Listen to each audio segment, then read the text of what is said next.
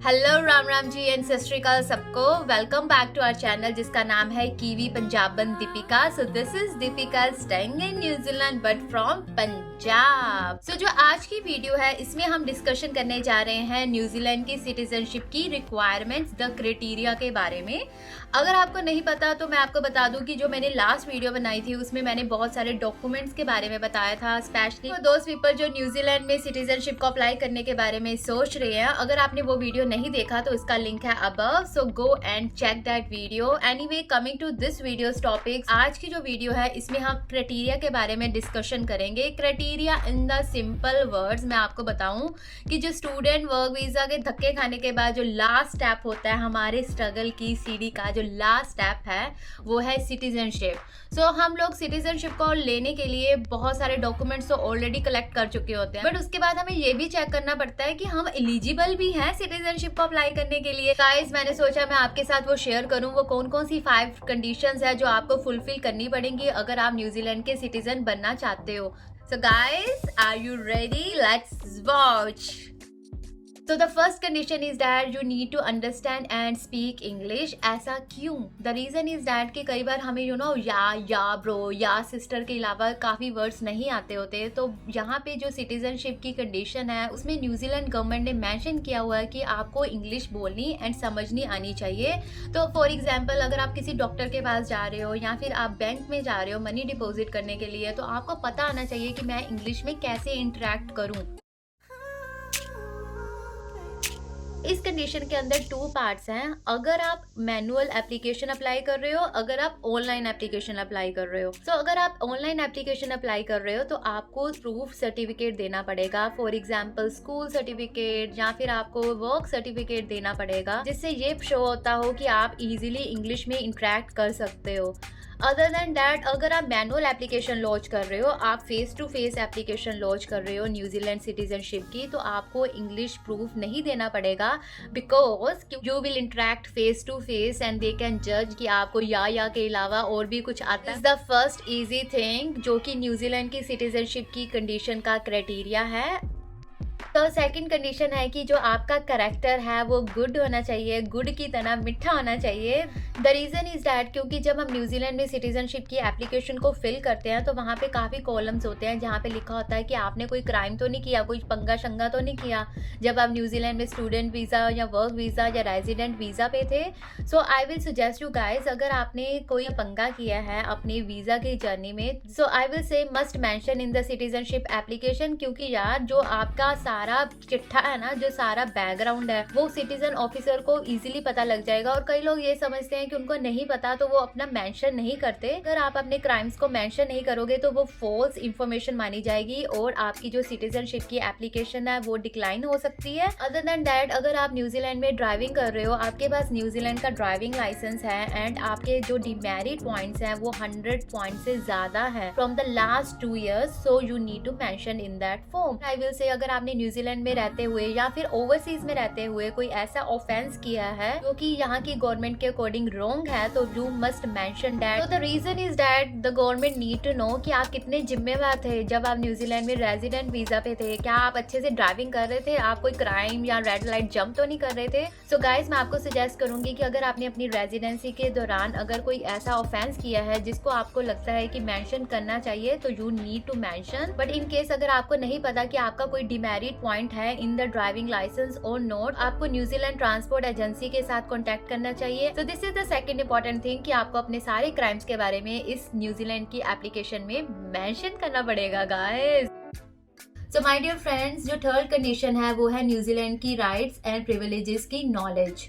तो मैं simple words में आपको बताऊंगी कि इसका मतलब है कि आपको होना चाहिए आपकी जिम्मेवारियों का एहसास। ऐसा इसलिए क्योंकि कई बार क्या होता है, हम जब न्यूजीलैंड में रहते होते हैं, हम जब स्टूडेंट होते हैं या वर्क पे जाते हैं, हमें ज्यादा कुछ नहीं पता होता है। कई बार तो ऐसा भी होता है कईयों को ये भी नहीं पता होता कि न्यूजीलैंड का फ्लैग का कलर कौन सा है। यहाँ की जो गवर्नमेंट है वो ये कहती है कि आप अगर सिटीजन बनने के बारे में सोच रहे हो, एटलीस्ट आपको इस कंट्री के फ्लैग के बारे में, इस कंट्री की बेसिक चीजों के बारे में पता होना चाहिए। So was the third condition for the citizenship criteria.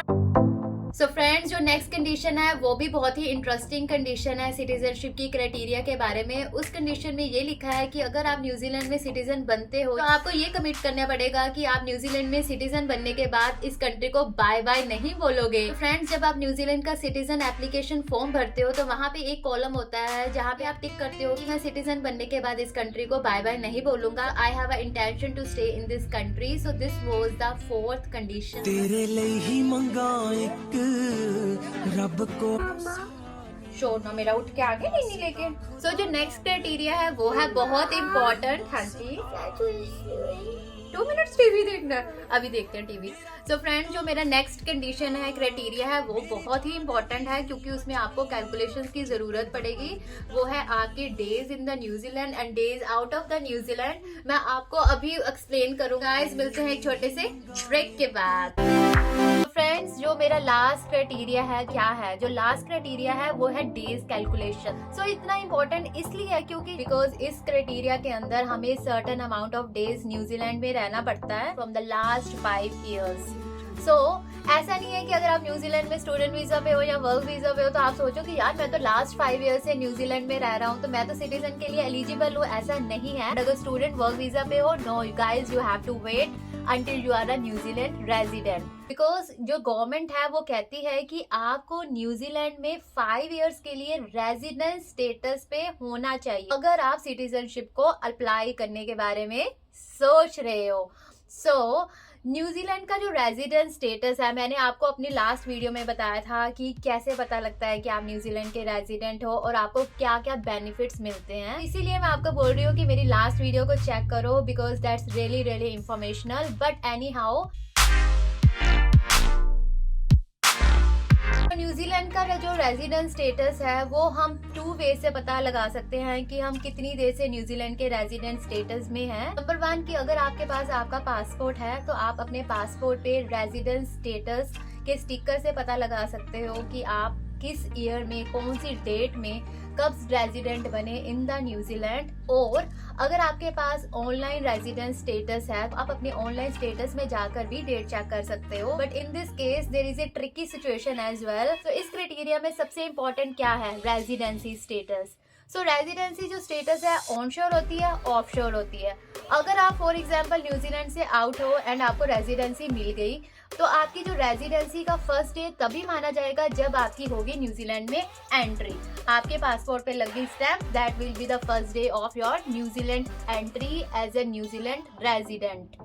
And अगर आपका हुआ है ऑनशोर, अगर आपको रेजिडेंसी मिली है न्यूजीलैंड में रहते हुए, तो आपकी रेजिडेंसी तभी मानी जाएगी जब आपकी स्टैंप लगेगी आपके पासपोर्ट पे और जब आपको लेटर मिलेगा कि you are now New Zealand residence in the New Zealand immigration record, that will be your first resident day. Guys, listen carefully because अगर आप सिटीजनशिप अप्लाई कर देते हो और बाद में आपको पता लगता है कि आपने डेज रॉन्ग कैलकुलेट किए हैं, कोई भी रिफंड नहीं मिलेगा। That is the first thing. दूसरी चीज ये है कि आप जो न्यूजीलैंड में कितना टाइम 1 साल के लिए रहे और कितना टाइम न्यूजीलैंड से बाहर गए। रिगार्डिंग द डेज, न्यूजीलैंड की गवर्नमेंट का ये रूल है कि आपको जब न्यूजीलैंड की सिटीजनशिप अप्लाई करनी है उस डे से, not from the last day, not for the coming day, उस डे से जब आपने न्यूजीलैंड की एप्लीकेशन को लॉन्च करना है उस दिन से from the last 5 years। So, अगर आपने आज एप्लीकेशन लॉन्च करनी है तो आज के डे से from the last 5 years you need to calculate your days.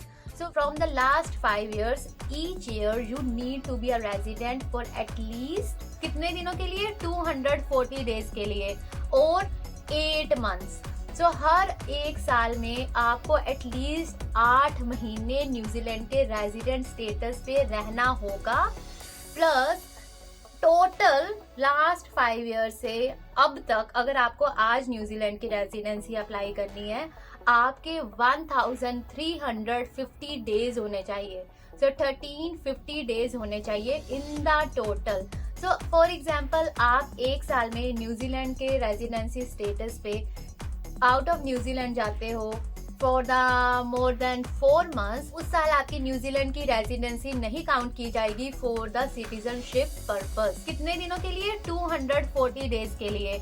और ये भी कह सकते हैं कि आपको 8 मंथ्स के लिए एटलीस्ट न्यूजीलैंड पे रेजिडेंट स्टेटस पे होना चाहिए। तो इसको मैं एक रियल एग्जांपल देके समझाती हूँ। जब मैंने सिटीजनशिप डाली थी तो मेरे में क्या प्रॉब्लम हुआ था कि हम काफी बार न्यूजीलैंड से बाहर गए थे, काफी बार गए थे फ्रॉम द लास्ट 5 years। तो हमें था कि हम 240 डेज नहीं रहे न्यूजीलैंड में हर एक साल, तो हमें कैलकुलेट करने पड़े अपने डेज। तो हमने एक पेपर लिया एंड एक पेन लिया और उस पेपर पे हमने ईच ईयर ये लिख के रखा कि हम कितने दिन न्यूजीलैंड में रहे एंड कितने दिन न्यूजीलैंड से बाहर रहे।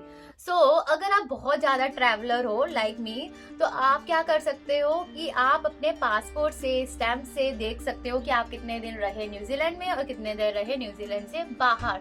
But if it is so much hard to calculate the days from the passport, there is the best way, जो कि मैंने किया था। आप कस्टम से रिक्वेस्ट कर सकते हो। So there is a website, वहाँ पे आप सर्च कर सकते हो ट्रैवल मोमेंट्स।